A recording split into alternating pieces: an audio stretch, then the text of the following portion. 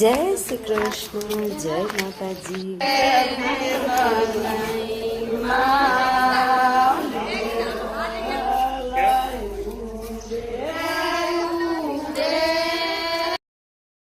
ચાલો ત્યારે અમે જઈએ છીએ મામેરામાં.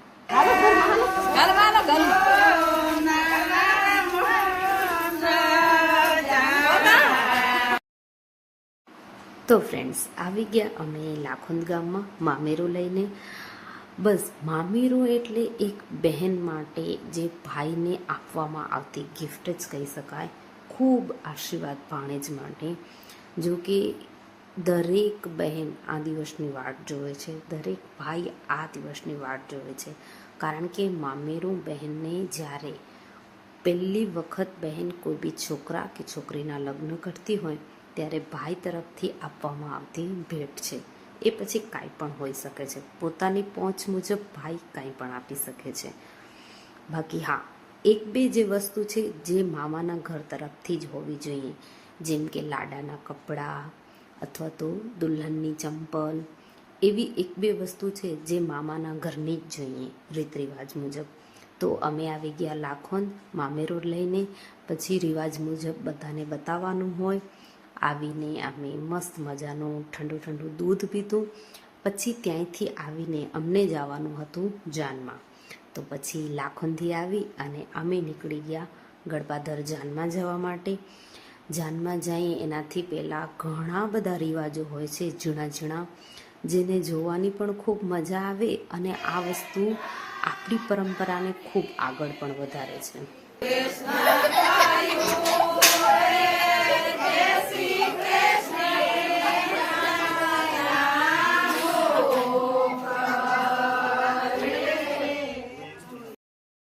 તો બસ જાન આવી જાય ને એટલે છોકરીવાળા તરફથી લાડાને ધડી પહેરાવવામાં આવે છે.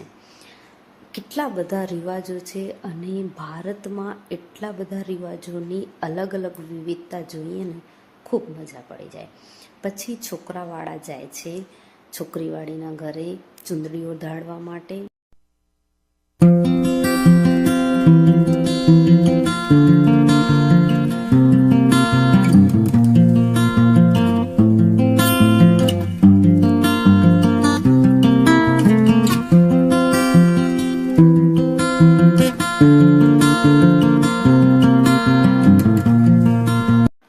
બસ ત્યારે અમે આવી ગયા દુલ્હનની ચૂંદડીઓ ઢાળવા માટે.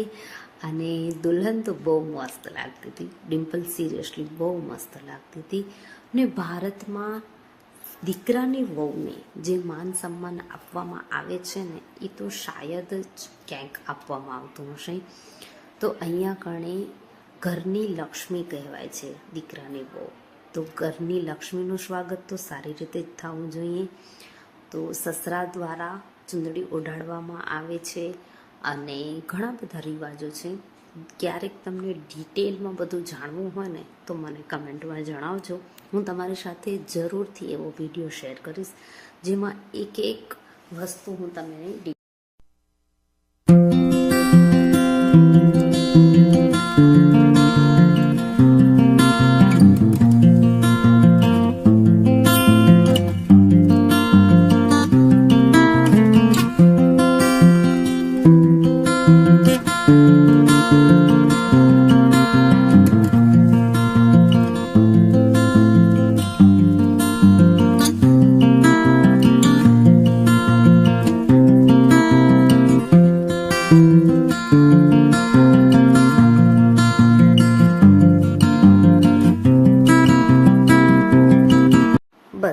પછી તો બપોરે થઈ ગયો જમવાનો ટાઈમ. તો અમે આવી ગયા જમવા. જમવાના વિડીયો મેં તમારી સાથે ઘણા શેર કરેલા છે, તો આજે હું ખાલી જમવાનું જ શેર કરું છું.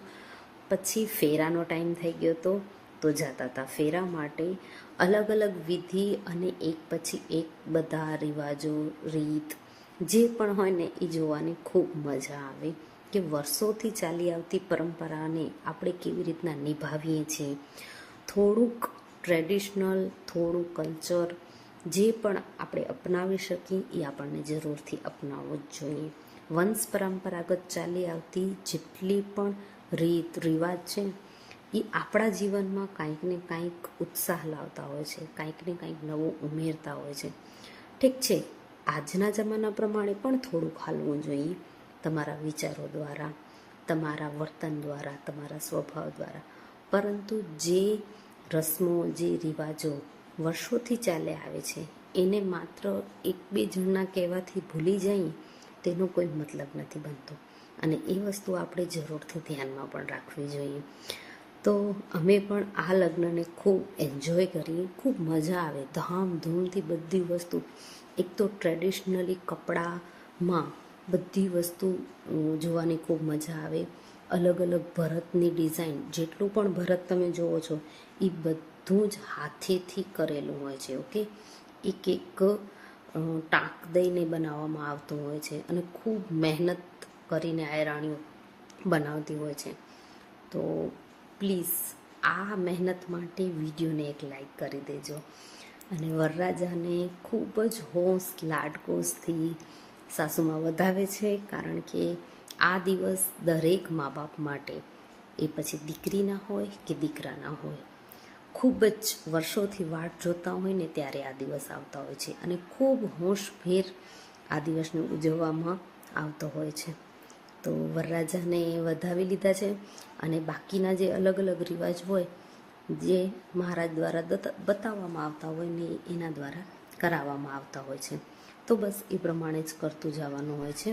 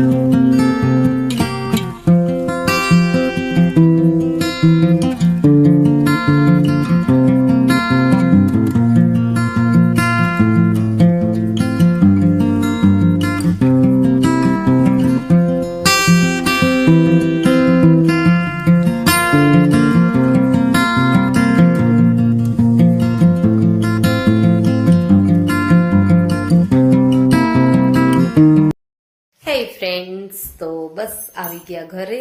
હજી વિદાય બાકી હતી, પરંતુ થોડુંક મોડું થઈ જાય એમ હતું અને ચિક્કાર થાકી રહ્યા હતા કસમથી, ને મારું માથું બહુ દુખતું હતું ને, તો ઘરે વળી આવ્યા. હવે બસ કપડાં બપડા થોડાક ચેન્જ કરીએ અને જમવાનું તો બનાવવાનું છે નહીં.